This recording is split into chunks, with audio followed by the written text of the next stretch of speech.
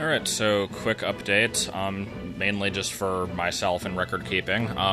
Yesterday I did some streaming of random versus matches and stuff. I'm not sure what's going to be done with that footage, but something is. So you've already seen it, I'm sure, most likely. Nope. There's still a bunch of grindy stuff left to do, but I'm not going to be doing that right now, because I want to actually do something with, like, some value to it. So I'm going to be doing some events. 31 through 39 are open. I thought 40 would be too, actually. I don't know. But, let's just hop into it here. I'll use some characters that I haven't used very much. Let's go for Dr. Mario, whatever. Since this is a Mario-themed level, so it really makes sense. Haven't had a chance to do my,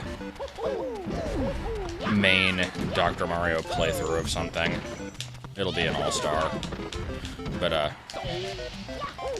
oh, this is a timed match. Actually, I think this is like a bonus match, if I remember right. I forgot about that. This is, like, not what you'd expect it to be. Because, I wasn't even paying attention to the fact that there was a timer, because a lot of times the event matches that, are stock battles, even those, sometimes have a timer. But yeah, this one's kind of weird how it works. I guess we'll find out if it's a stock match or if it's a timed match. I'm not really tracking how many KOs I'm getting and stuff, though, so we'll just kind of hope that I win. It's like I could go for a stupidly specific bonus here and then hopefully ensure that I win the bonus match, if that's what this actually is. But I'm pretty sick of bonuses at this point. I also would really like to know how I got some of those ones that I was trying for and never seemed to get, such as, what was it, the Meteor Smash one, I forget what that thing's called. Flying Meteor, because I did get it, I just don't know when, because every time I tried to go for it and check the bonuses, it didn't seem to be on there. But I don't know. I guess I'll also explain this here, since I didn't go over this at all at any other point that I remember.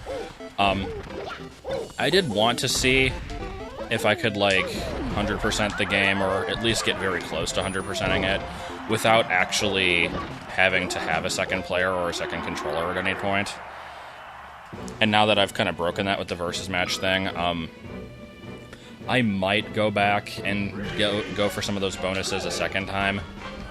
It's not really necessary to do that, so I probably won't.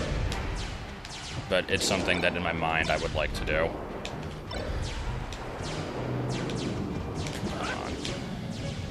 So obviously the gimmick of this level is, don't get shot. Oh wait, she comes back. Oh, maybe I just have to survive the whole time. Not sure. If it's just a regular time match or something, then I've already got my 1 KO, so I should be good.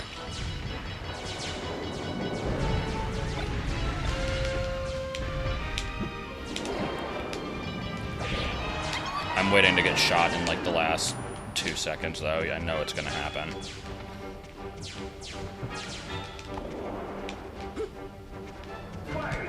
Oh, did they... Oh, no, nope. They didn't actually bugger off. But I survived, so that's fine. And here's a very funky one, because this is one of the few that isn't actually fighting-based. People always have a lot of trouble with this one. I never thought it was much of an issue. Because it gives you more than enough time, surprisingly. Oh shit. Okay, maybe I died. Didn't say I would necessarily get it on my first try, but it's not as hard as people think it is. You just kind of have to play it safe, which I didn't last time. Also, he didn't start sprinting when I wanted him to, so that was part of it.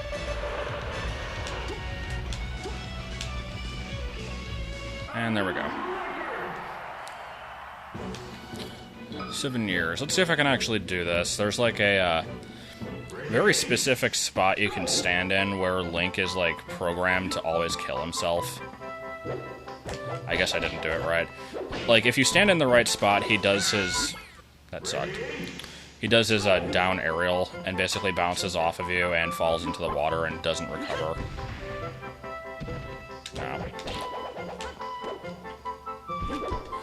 I have done it before. It's really weird, but I'm not sure of the exact way, or if it's... It might not be that he always does it either. It might just be that he has a chance of doing it. So, other than that, this is just pretty much a normal clone versus clone match. And out of the two, I prefer Young Link anyway, so... I'm not doing so great here, though.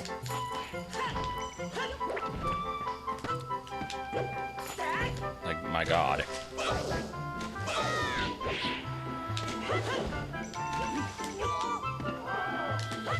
That right there, actually, that gasp, that was another thing. Somebody actually pointed that out in the comments of part 8, I think it was.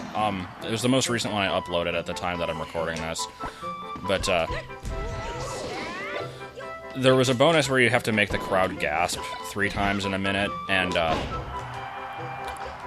apparently if you just kind of, like, air dodge near a ledge, a lot of times they'll gasp for no real reason.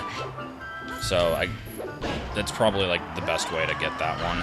But, again, I somehow got it without meaning to, so I guess I'm fine. Oh. Come on. Jesus. How did that spike me? So yeah, as you can tell, this is kind of the point where the events actually do get pretty difficult. Like, they're still perfectly manageable in most cases, but I have a very good chance of not winning this one. Unless I kind of get lucky. I like how that boomerang just completely missed. Alright. Okay, not doing so bad.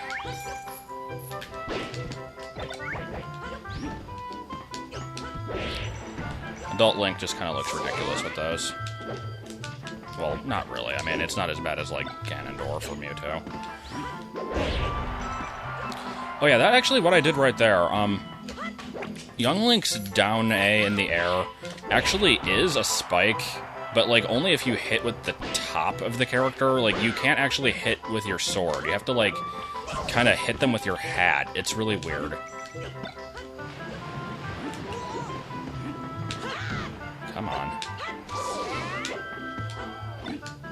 I'm just gonna be cheap and keep throwing this item at him until he eventually dies. Hopefully. Alright, cool. This one I remember being a pain in the ass, and I don't really know why. Because it's just a normal fight. Like, there's nothing special about it, really, in any way. But, this was, like, the event that I couldn't freaking beat as a kid. I think that it's just, like, this is the point where it kind of is like a...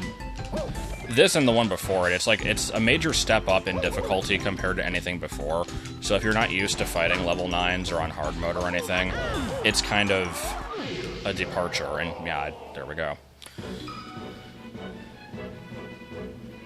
Plus, it's 2 computers on a team against you, and that's never very fun. Just having to deal with that, because it's like, if you're fighting multiple computers that are, it's just a free-for-all, then, like, you're not really at a disadvantage, but in this one you obviously are, so... Come on, Jesus. What the hell keeps hitting me? Oh, shit. Ugh. Oh, wait, no, I lived.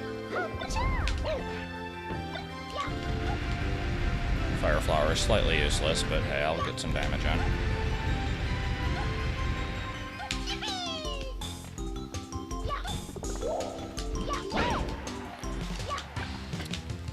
First and only time I will ever use that fireball move. I don't know. Mario and Luigi's fireball is just kind of... eh. It's not that useful most of the time.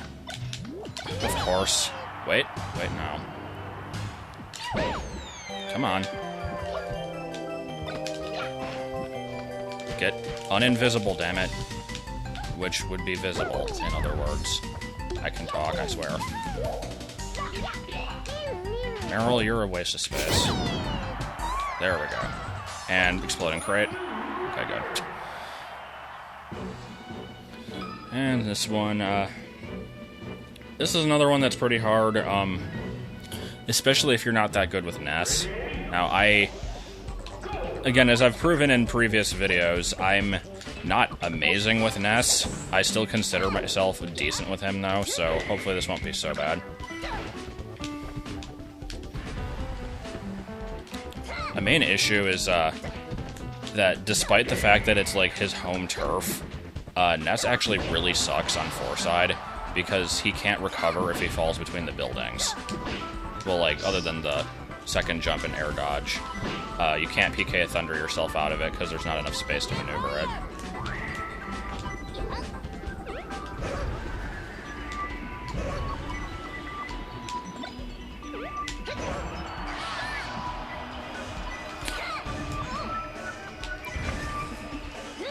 So far not doing too bad. I've probably jinxed it by saying that, though.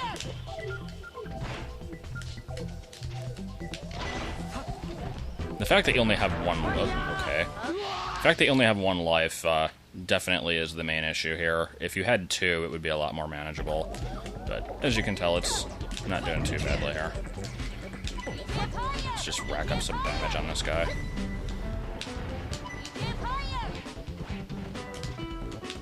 Walk into my attack. Nope. I would like to hit that shell into him. There we go.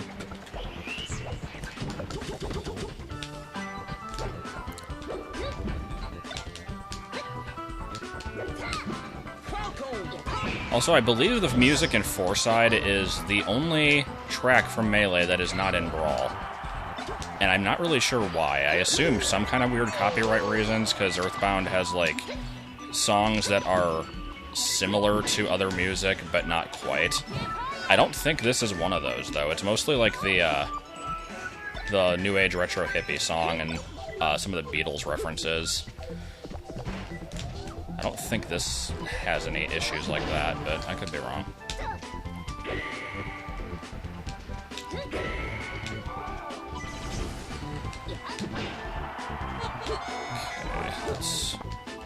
I was fully expecting Bob-ombs to come out of that thing and somehow screw me over. Can we please finish this off? Walk into me, damn it. Computers are getting smart enough to not walk into my attacks. Sometimes. They still usually do it. Like there. How did you live that? Gasp! Ugh, come on. I really don't want to have to fail this at this far into it. Damn it. Damn it. Okay, good. Skipping over this one for now. Alright, so Bowser was not in Super Mario Bros. 2, so I could use him, just to be thematic. Nah, let's just go with Roy, for no real reason. Roy is the character that I always just kind of underestimate, because he pretty much is an inferior Marth.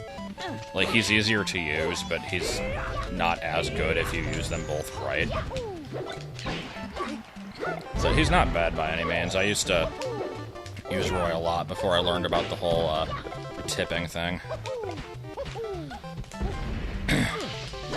He's the character, I'm pretty sure I mentioned this before, he's the one I got the no damage clear bonus with back in the day, and probably beat some of the more difficult events. No. But what the fuck was that? He just didn't jump.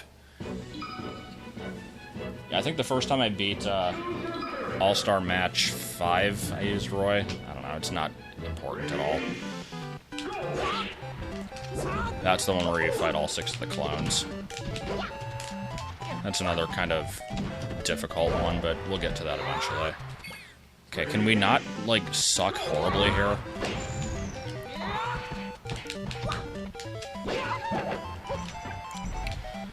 Also, just because I'm on this stage and the event is like all about Mario 2 and stuff, may I just kind of speak in defense of that game? I think I've probably mentioned this in some kind of video in the past, but like, people like to shit all over the American Mario 2 game for not being originally a Mario game and like all this other stuff, like, oh, it's not true to the series, but like, it's still a good game in its own right. And the thing about it that and this is what I'm pretty sure I mentioned at some point, but like, if it wasn't for the fact that this game kind of got retconned into a Mario game, like, the series would not have branched out as much, I feel. Because, like, this was the origin of, like, Shy Guys, Bob-ombs. Well, Birdo's not as important. I'm trying to think, oh, what other stuff was in that game? I know there's more than that. But, the other thing is, like, as stupid as it was, the Mario Bros. Super Show was a part of, like, culture, at least in the US. And, a lot of stuff from that game was derived from Mario 2. It's like, if you only had, the original game to go by, there's really not that much to work with. That second one at least had, like, other stuff happen, though. And people always say that it was, like, that they went with a different game because, like, the, like, Lost Levels was too hard or something. I think that was, like, part of the reason, but they also just didn't want to release what was effectively a ROM hack of the first game because they figured that, like, consumers would not want to buy it a second time, which is a fair enough point. Now, I mean, we can look at modern day and see the 17,000 new Super Mario Bros. Games, and obviously they stopped caring about that, but yeah, that's it. Still hoping they make, like, a Sunshine 2, or at least, like, maybe not even Sunshine 2, but just, like, something different. Because, like, Sunshine 2 wouldn't be different. Galaxy was different. I have my own set of beefs with that game, but, I mean, it was fine. A lot of people really, really liked it. I wouldn't want them to keep going back to Galaxy, but something that isn't just, like, 3D World. Like, 3D World was a very fun game. It was, it had good gameplay, but it didn't really have a distinct feel to it. Like, Sunshine is instantly recognizable just from the setting and the characters and stuff. And the fricking people that work on the spin-off titles freaking love that game, apparently, because they have to include it in, like, every single freaking game. I don't know, it's kind of weird.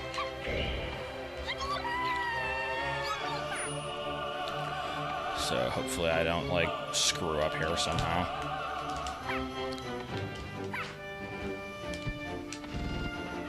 These, like, CPUs are not even doing much. They just kind of, like, waddle around and get hit. So I don't know why I was, like, having so much trouble here. Okay, you gonna die? There we go. I like the little wink. Okay, so reason I saved this one for last is because it's another unlocking event. So, I'll go with Pikachu, just because Jigglypuff is a computer in this one, so. This is probably my favorite event to replay, because as you can tell from the title of it, and probably the description, all of the Pokeballs that you get in here are legendaries, so it's basically the Master Ball item before the Master Ball item existed. I'm not really sure why Jigglypuff is here. Oh yeah, Wobbuffet's in here for some reason. I don't really know why. I think it's meant to be the dud, but if they wanted to have a dud, I don't know why they didn't just put Goldeen in. It's funny though, because Wobbuffet was an Uber in a few generations, so it's like almost a legendary. But yeah, I think Jigglypuff's here pretty much just to grab the Pokeballs, because I don't think the wireframes ever do. Man, I'm getting a lot of the birds. I got all 3 birds and none of the beasts. And there's Moltres again. Okay, there we go. Not that I actually got that one, but we'll accept that. Can we fuck off with the electric stuff? Come on. Pikachu, it's supposed to be not very effective against you anyway. Suicune. I don't know why they changed Suicune's attack in Brawl and in Smash 4. They changed it from this whirlwind thing to just kind of like a ice beam attack, which I suppose is more fitting for it, but I don't know. Come on, Articuno, do some stuff. Articuno's my favorite of the birds. Not the best of the three by any means, but I just like the way it looks. So we have not seen Entei yet. And we still have not seen Entei. Lugia and Ho-Oh can show up in here too. And actually so can Mew and Celebi if you have them unlocked. I don't know if I mentioned this yet, but to get Mew you have to have all the characters, and I think all the stages. To have Celebi you have... Oh, there's Entei. Last minute. Anyway, here we go. Here's everyone's favorite character in this game, Paichu. I'm just going to kind of pronounce it Paichu for absolutely no reason. I don't know.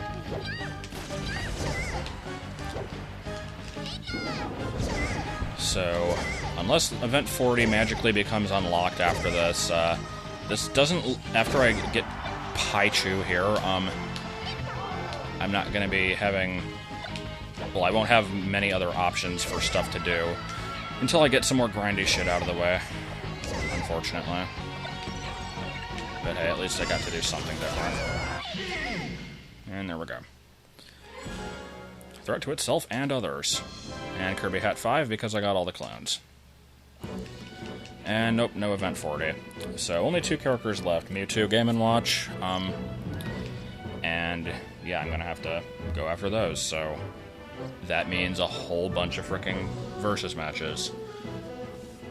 And I have to get a bunch of KOs as well. Oh, since I interrupted myself, you need 5,000 KOs to get score display, that unlocks Celebi. So anyway, I'm gonna actually cut the recording here, run through Classic and Adventure with Pichu. Not gonna show anything of that except for like target test and maybe a couple highlights. And then grindy shit, unfortunately. So I guess that's it for this episode.